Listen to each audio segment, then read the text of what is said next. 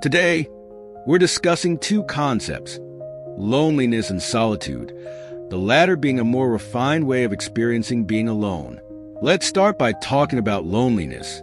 When we are surrounded by others, living with them, interacting with them, or being in relationships, we often feel happiness and contentment. There's a sense of joy that comes from these connections. But when those people aren't around or when they leave us, whether temporarily or permanently, we can feel depressed, sad, or lonely. It's as if no one cares about us anymore. This feeling of loneliness arises because our happiness has been tied to the presence of others, their reactions, and their behavior toward us.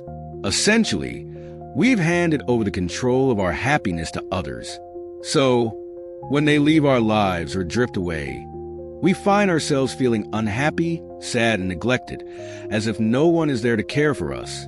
So, how can we deal with this? This is where the concept of solitude comes in. The Supreme Buddha advised monks to practice solitude. But what exactly is solitude? Let's compare it to loneliness to get a clearer idea.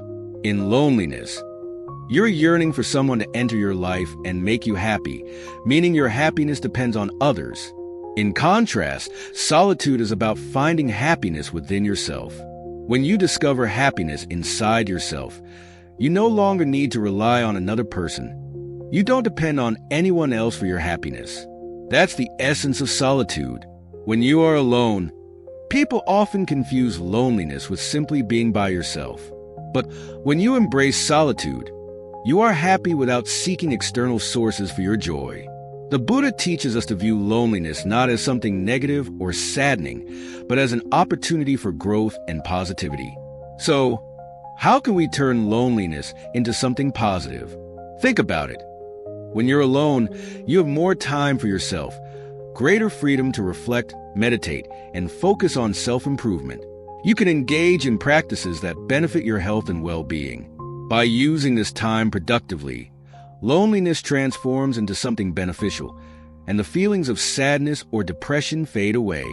Let me share a story about the Buddha feeling lonely once. This occurred before he attained enlightenment, when he was known as the Bodhisattva. For 6 years, he practiced extreme self-mortification in the jungle with the help of 5 monks. However, he eventually realized that enlightenment couldn't be achieved through such harsh methods, so he decided to follow a middle way.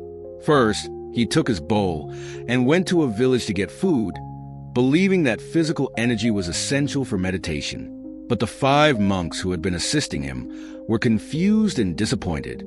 They thought enlightenment could only be achieved through self-mortification, so they left the Bodhisattva, leaving him all alone in the jungle. Despite being alone, the Bodhisattva didn't see his solitude as something depressing or negative. He saw it as an opportunity to focus on his meditations without any distractions. With no one else to think about, he used that time for self-development. This is the mindset we should adopt when we feel lonely. If you're experiencing loneliness, use that time to create a better life for yourself. You can meditate, establish a daily routine, exercise, take walks, enjoy nature, read a book, or learn something new.